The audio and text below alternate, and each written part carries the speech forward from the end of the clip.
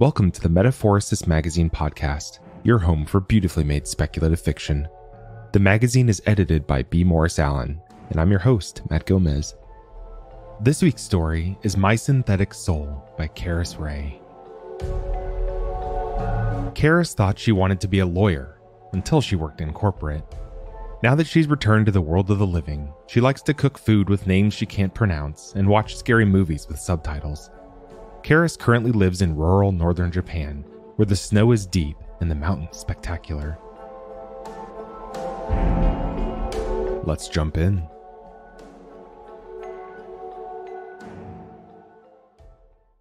The woman who built me is named Tasha. I say Tasha so often it feels more familiar than my own name, Jade. Tasha says the sky turns deep jade before a midnight thunderstorm. When it rains hard like that, she sits on the porch steps with a glass of Merlot, watching. Sometimes a gust of wind blows the rain under the eaves and she gets wet, but she never scoots back. She has to be as close as possible, even if she leaves wet footprints on the way to the shower afterward. Tasha named me after the jade storms, after her second favorite thing. The first is me. If I weren't, maybe I could join her. But I'm her favorite, so she never lets me outside. Not even onto the porch. You might get hurt, she says, and I can't fix everything. There's a storm forecast tonight, too. Tasha's doing yard work before it hits, on the side of the house I can't see. While I wait for her to come inside and watch the thunderheads roll in with me, I amuse myself with the alternating drama and tedium beyond the bay window. The maids and nannies bustling around the surrounding yards, hanging up laundry, watching human children play. Most are gynoids like me, but some are androids. Tasha works for the company that made the first gynoids, and now every manufacturer borrows from her designs. None outside are human. I've never seen a human carry a mop or hang up the laundry to dry, except for Tasha, who does all the chores for our house. In fact, my entire life is a backward version of the outside world. Tasha and I argue and giggle together every day, unlike the stoic gynoids outside. And I don't do chores, but I sing while she does hers. All kinds of songs, gentle, spiteful, and reminiscent, but universally melancholic. The kind sung by a doll who watches the world through a pane of glass. They come to me as if pulled whole out of the murk of my subconscious, then thrown into the air to take flight. Tasha hums the harmony, even when I'm making the song up in the moment. She's uncanny like that.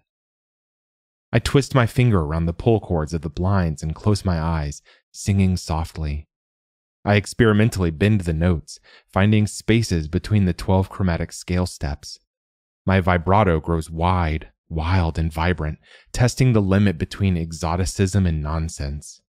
Even now, I bet Tasha could harmonize. I stop. For a moment, I thought I heard Tasha singing with me from the yard, but there's no way she could hear me from outside. It's a sturdy home. With the windows closed, even violent storms can pass unnoticed. I cock my head, listening for the second voice, and it rises smoothly out of the silence as if knowing it holds my rapt attention. I don't recognize the song, but I know the voice. It's mine. The notes crawl lightly over my skin like fingers, leaving goosebumps in their wake. Unlike the practical gynoids programmed for work, Tasha gave me human sensations like these, along with a will of my own. I must be the most over-engineered doll in the world. Another human experience seizes my mind. Déjà vu. I hum and discover that I can place the harmony as well as Tasha. I'm jealous. Everything else I do might be scripted, programmed, artificial. But music like mine comes from the soul. It's proof that I'm more than a tape recorder who can hiccup. I have to know who else possesses my voice, and why. And if anyone knows, it's Tasha. I rise from my place on the window seat and cross the over-furnished study, then the dining room. Our home is an anachronistic blend of cutting-edge technology and heavy, dated furniture. I step around the bulky dining table and reach the kitchen. The music is loudest in this corner of the house, but there are no windows between the dark wooden cabinets and the countertops for me to see into the yard. I move the dusty curtains in the dining room aside and press my cheek to the window, where my silicone skin sticks to the glass. This angle affords only a narrow view of the back of the lot. just the blue siding and the sunflowers growing near the foundation. I flip the latch open and crack the window, welcoming in birdsong and the whine of a distant lawnmower. My hearts pound a little too hard for what should be a simple task. "Tasha?" I call in a small voice. Why am I so anxious? For as long as I remember, Tasha's never given me a reason to fear her. Besides, curiosity isn't against the rules. The next time I pull strength from deep in my belly, as if reaching the climax of a gospel. "Tasha?" At the same time, the facsimile of my voice rises in a spellbinding cadenza. Then it tapers into silence. A sound interrupts like I've heard on the funny television shows I sometimes watch with Tasha. Applause. Someone, many someones, are applauding my performance of a song I've never heard. Tasha still doesn't answer, but the silence doesn't last long. Another piece starts, just as mystifying as the last. Now that I'm by the open window, I realize I've been looking in the wrong place. The music isn't coming from outside, but from the kitchen itself. I follow the sound to the kitchen, gently touching the softly glowing painting of soap bubbles above the sink. It vibrates under my fingers. It's a subtle invention of Tasha's, a pane of glass over a wide, flat speaker, backlit on either side to illuminate the sink while she loads the dishwasher. The soap bubbles painted over the glass are my addition. Usually the bubbles read us books and play old jazz, but today they sing me a lullaby in my own voice. Tasha controls the panel, like everything else in the house, which means if it's playing my music, she commanded it to. I could wait for her to come back inside to ask about it, but the thought of listening to this all afternoon is maddening. And I already tried the window. I teeter in the kitchen, desperate to know why I'm singing to myself, but hesitant to disobey and find out. I've broken rules before, small ones, like licking the rim of Tasha's wine glass while her back was turned. She laughed when she saw the garnet stain on my guilty lips, shaking her head in mock disapproval. Even so, I never did it again. I can't bear to disappoint her, even in jest. I brace myself, my hand on the doorknob leading to the backyard. When this song ends, the audio skips for a moment, and then it plays again from the beginning. It's a quiet one, intimate, as if I were whispering secrets into my own ear. Surely Tasha, my creator, will understand why I had to do this. She always does. My synthetic heart beats hard in my aluminum ribcage as I open the door. The sun overwhelms me. The heat feels like the steam that rises from Tasha's piping hot coffee, but everywhere. I wasn't made to come outside, and I'm more delicate than I guessed. "What are you doing outside?" I can't see Tasha, but I hear her heavy footsteps crunch on the grass until her hand claps onto my shoulder. "Damn it, girl. The heat out here will put your voice box through hell. Get back in there." She tries to frog march me back into the kitchen, but I step out of her reach, shielding my eyes with my hands. "There's music playing in the kitchen. My music," I say, blinking furiously.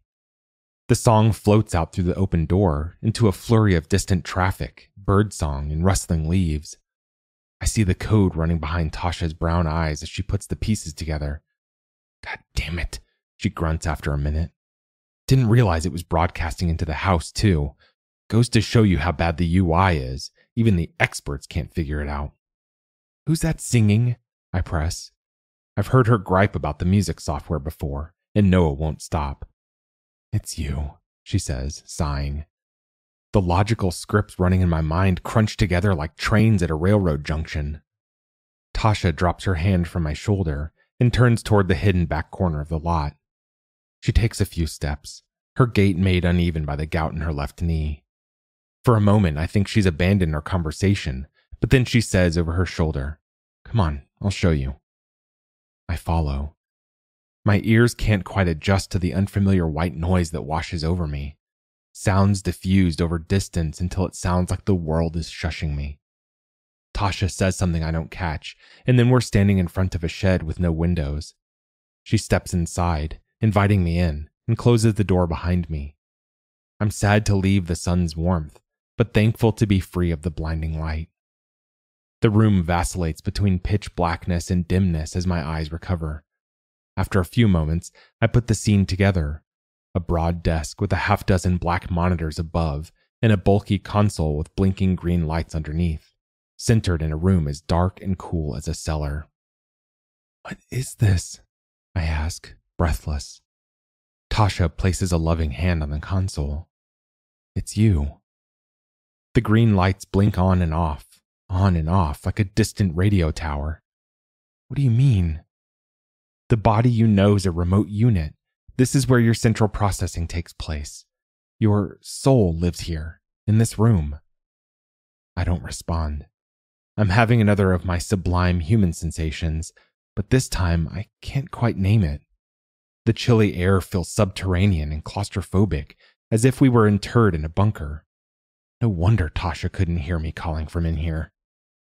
Tasha continues, "It's been so rainy and humid lately. I spent all morning checking your wiring for corrosion. You're a complex machine. All it would take is one bad wire and you'd be out like a light." She snaps her fingers. "And we don't want that." "No," I say mechanically, not sure if she's exaggerating. I reach out to touch the console that houses my synthetic soul. All I feel is plastic. "But I guess that doesn't answer your first question, does it?" Tasha sighs. "Do you remember that song at all?" "A little. I've read about pregnant women who play music for their babies in the womb. This must be what those babies feel when they grow up and hear the same songs. Nostalgia. It's you, singing. A previous version of you, anyway. Sometimes I have to tweak your code. You're too fine a machine to be my first try." She laughs and thumps me on the back. Her hand is warm compared to the air. "And sometimes I have to delete some corrupted memories. Nothing you'd miss." "I remember the song, but I don't remember performing for anyone else," I say. "I heard applause." "Ah, that must be the television in the background. We must have been watching one of your game shows. Every version of you likes the same shows." Her smile is as warm as her hand. "Sometimes I record you singing in the house. I hope you don't mind. I listen to it when I'm back here, checking every damn wire and dusting your insides." I mentally replay the recording I heard, the cheers and clapping echoing through a vast performance hall. Someone screams my name as if I were on stage before the crowd. My memory may not be complete, but I know I never competed on a game show. Tasha is lying. "Why didn't you tell me that I'm a remote unit?" "Because you aren't. Your body is. Besides, I've explained all this before, and I didn't realize this version of you didn't know." "How old is this current version?" "Older than any before, and hopefully there won't be another for a while." The last question lingers on the tip of my tongue. Tasha nods encouragingly. She knows what I'm going to say before I open my mouth. "Are any of them better at singing than me?" "No," she says. "You're the best." I spend the rest of the evening drawing in my room, which isn't unusual.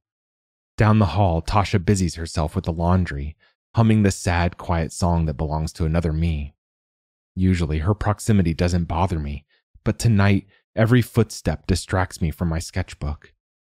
When the steps go down the hall, I worry that she'll return to the shed and unplug me, that she'll erase my memories of the day and program a new version that never, ever breaks the rules. And when they go up the hall, I worry that she'll come into my room and tell me more lies. It starts raining, then thundering, and I hear the pop of a cork and the slam of the front door. I peer through my blinds to make sure she's in her spot on the porch steps, and for the first time tonight, my anxiety eases. But I still can't focus on my sketch. It's an exercise in subtlety, a trio of white eggs on a white background. Only the shadows cupping and pooling around the edges differentiate them. This takes sensitivity and focus, and right now I'm capable of neither. I flip to the next blank page. I've been meaning to try a different exercise, a self-portrait. There's an antique light on the ceiling and a heavy brass desk lamp on my drawing table. I turn both on, then both off, then one off and the other on, each time checking my reflection in the mirror on the opposite wall. When I'm satisfied, I stand a few feet from the mirror and inch left and right until the shadows cast by my eyelashes, nose, and lips are thrown into sharp relief, like a face overlaid on my own. My own. The phrase doesn't sit right. I step closer. This isn't an exercise anymore. It's a hardware inspection. The face I see looks like Tasha's, but 30 years younger. Same dark skin and high cheekbones. But the skin around my eyes is even. No dark circles like Tasha gets when her gout flares up. No blackheads on my nose. I touch it and remember the plastic casing around my soul in the shed. Neither this face nor the console feel like me. If Tasha wanted, she could project my consciousness into an electric toothbrush tomorrow and erase all memories of when I was something different. How many bodies have I had? How many times did she swap out models before she settled for one this beautiful? I am too fine for a first try. It's never bothered me before that I was made, while the cherished humans in my books were all born. What bothers me now is that Tasha can lie to me and erase parts of me like it doesn't matter. For the first time I realize she thinks of me not as an equal, but a machine. Except for all the other times I may have realized this before that I don't remember now.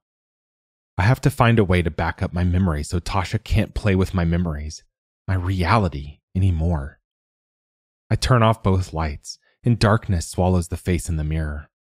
Peeking through the blinds, Tasha is still on the step, swaying as she shouts one of my songs into the worsening thunderstorm. Even so, I strain my ears as I step outside my room, then dart down the hallway to the back door. I'm about to break the rules again, and if Tasha catches me, I might wake up tomorrow with more bits of myself whittled away. And the worst part is, I'll never know. When I open the door, rain hammers my feet and pools over the linoleum. Looking over my shoulder, I cross the yard, but Tasha doesn't appear around the corner like I fear. The jade green sky swirls above me, enchanting us both with its light show. The shed door is unlocked. This is either a good omen. Maybe it's been a long time since I tried anything this daring and I can surprise her. Or a bad one. A declaration that she's confident she can handle whatever I may do. The trouble with knowing my reality isn't real is that it brings me no closer to knowing what is. The green lights blink off and on in the otherwise dark room. The air feels even cooler than this afternoon. The structure no longer warmed by sunlight. Now that I'm here, I don't know what to do. I guess I thought I'd have some intuitive knowledge of how my console worked, but all I see is blinking lights. I don't even want to touch it. The memory of unyielding plastic under my fingers turns my stomach, so to speak. Another meaningless human reaction. But I'm not a human, and if I want to keep the few human parts I have, I need to be a robot now. I push aside the fear, the visceral reluctance, the hurt. I approach the keyboard on Tasha's desk and tap the space bar. All the monitors above the desk flicker on. I've watched Tasha type away at the computer in her room before, but touching it is against the rules. I wonder how many rules I'm breaking right now. And for the first time, it strikes me that Tasha could have made me as a being who can't bend them at all. What am I to her? Not quite a child, not quite a machine. What am I? My forehead crinkles when I recognize the images on the monitors. They're videos of my room, of the kitchen, of the porch where Tasha's throwing back the last of her glass of wine. This is why she met me at the back door earlier today, I imagine. The video of the kitchen is taken from above the sink, and I remember the corner of the soap bubble painting Tasha asked me to leave blank. The last monitor unsettles me the most. It shows everything I see, a direct feed from my eyes. As I look at the monitor, it shows an endless tunnel of monitors, stretching into infinity like a wormhole. If I crawl through, I think, maybe it'll take me to another dimension where I can trust Tasha again. I watch Tasha rise and walk through the house from 6 different angles, then pour herself another glass in the kitchen. She pauses to look out the window toward the shed, and my breath catches. But then I hear the thunder that matches the lightning she stopped to watch. Before she leaves, she scratches a smudge off the soap bubble painting, her face so close I can see her reddened eyes. Sometimes she cries when she watches the storms, and it seems like tonight's one of those nights. Then she limps down the hallway, past my room, and back onto the porch. All it would take for my subterfuge to crack open is a single knock on my bedroom door. I have to keep better tabs on her. I noticed while tracking her that the center monitor is different from the others. It didn't turn on with the others and reflects only the face I would have called mine this morning. It's the only screen left that could be linked to the console under the desk. If the keyboard didn't turn it on, maybe there are buttons on the screen itself. I stand on the tips of my toes to check, and there are, but they're labeled with minimalist icons I don't recognize. Even if I could turn on the interface, I don't know the first step to make a memory backup. The complexity of this undertaking strikes me in full force. This isn't a one-time operation. To hold on to my memories, I would need to program automatic backups and encrypt it so Tasha wouldn't tamper with it. She could interrogate or punish me if she found these unfamiliar files, or toy with my personality until I didn't care whether I remembered or not. And, maybe by Tasha's design, I don't know enough about computers to fight back.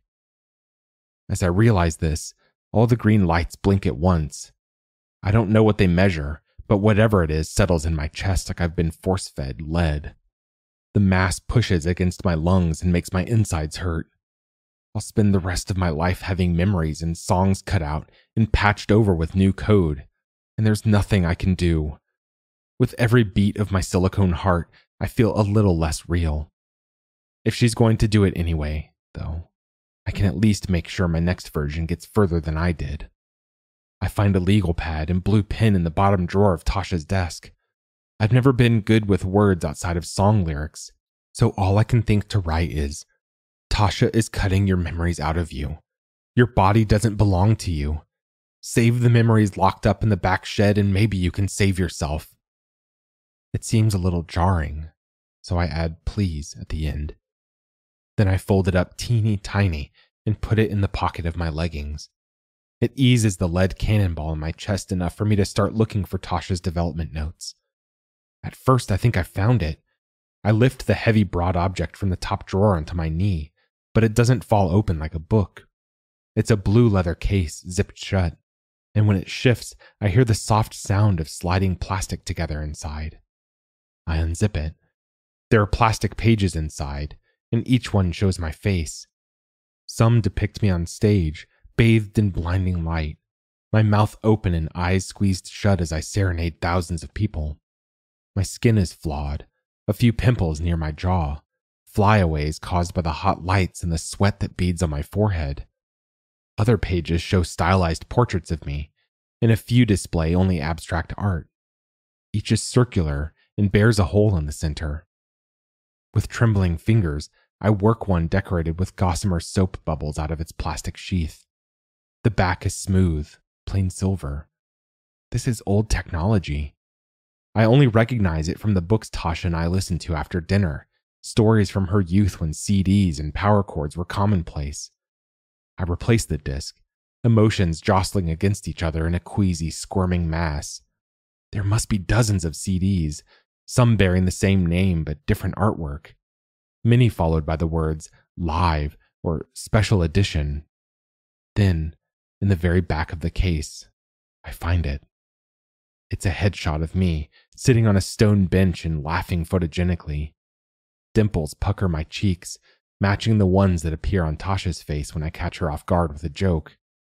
The glossy paper catches the tiny green lights, so they look like fairies drifting around me. And at the bottom is an autograph, in my handwriting. Love you, sis. XOXO.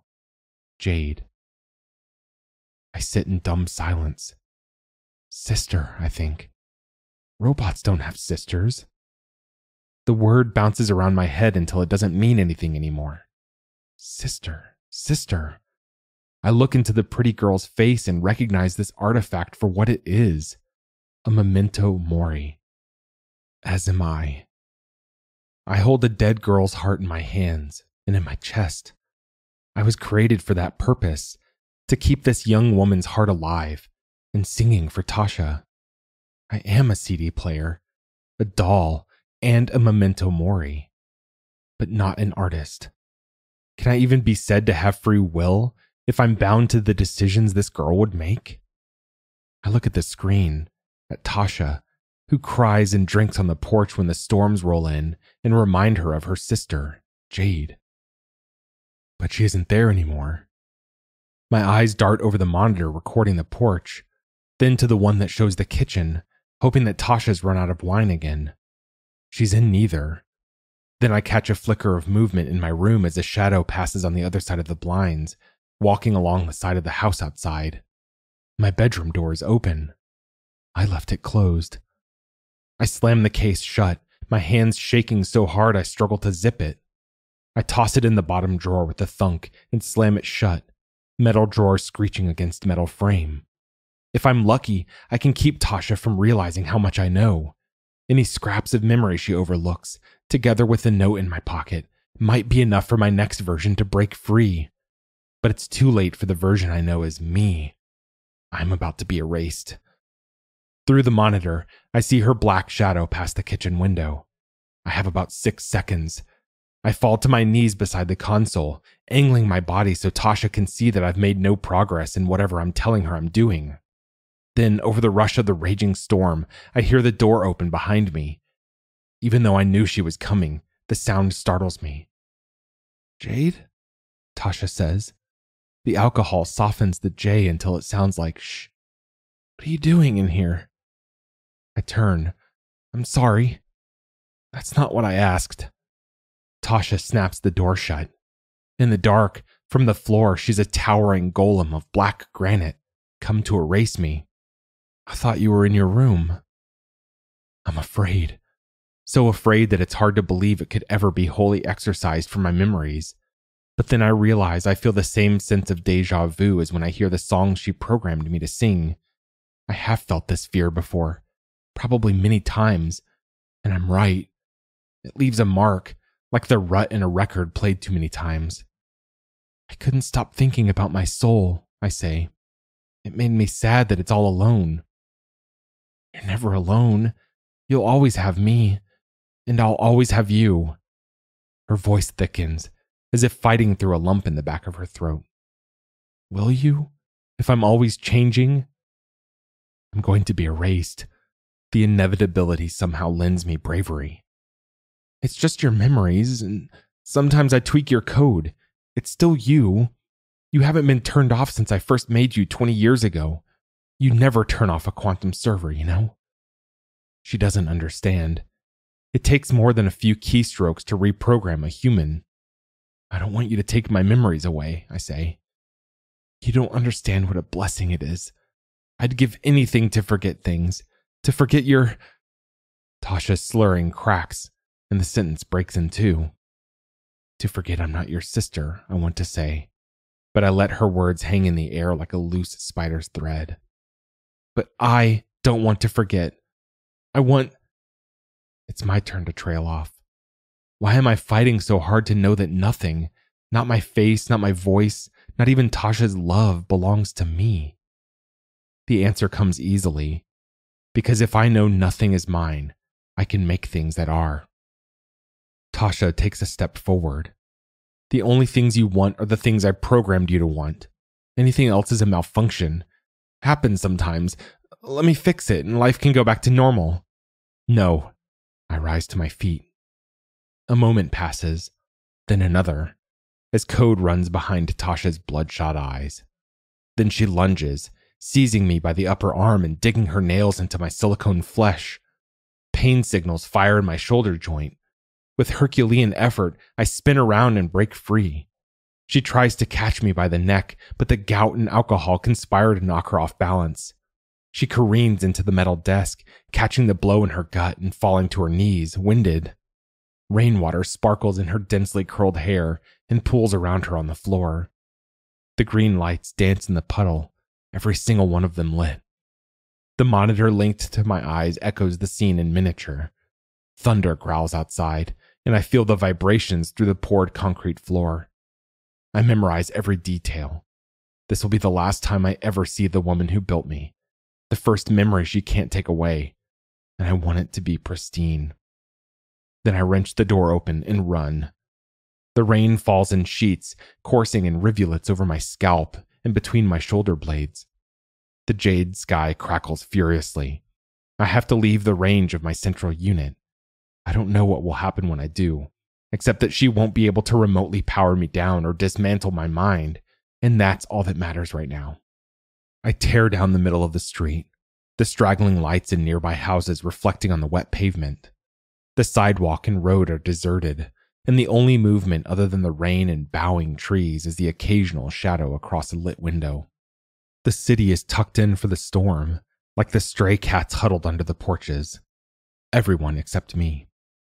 The slick road, like my fear, feels uncannily familiar. So too does the wild hope that drives my legs onward, as it has innumerable times before. My wild hope. Tasha deletes my memories to start fresh, but what she doesn't realize, and what I didn't see until now, is that every version is still me. I am not a series of memories. I am the soul linking them together. I'm the soul that always, eventually, risks everything to escape. My legs pump until every impact aches. A bolt of lightning strikes so close I feel the static electricity on my skin and smell the ozone. I must be out of range, I think. The black sky breaks into larger and larger pixels, and I can barely run on increasingly jerky legs. I must... Dark. Not the kind I see when I close my eyes. The kind that could only exist if I didn't have eyes at all. Void, more like. I have no limbs to attempt to move. I don't even have a voice box to fail when I try to speak. But I can hear. The rain falls, muffled, like I'm inside somewhere. Something taps rhythmically. Then I hear Tasha's voice, and for a moment my fear of her is gone. I try to call to her, but can't remember how. Now I realize that she's crying. Heavy, deep sobs wrenched from her core, as violent as the storm. I got what I wanted. I left the range of my console. But instead of breaking free, it stopped casting my mind to my body. I never knew much about computers. Tasha wails, and the thunder roars back, and her fingers tap, tap, tap on the keyboard in the shed as memories fall out of my mind, one at a time, like a dripping faucet. I try to hold on to them, but they drip through the cracks between my fingers. How did I come to the shed this morning? Why did I go outside? What happened in the kitchen? Where did I go? What happened this morning? It was important for me to remember, but I don't know why. Did I need to remember something? Why? If it were so important, I would have remembered it. Why is Tasha crying? I try to ask what's wrong, but I can't speak. And then I stop asking myself questions, because that's what my code tells me to do. I'm not the kind of robot who asks questions, because I don't care to know the answers. My job is to sing and play cards and wear the old clothes Tasha dresses me in. When she does my hair, my job is to hold still, not to ask if we can thread gold wires around my braids. To sing, but not to wonder where the songs come from.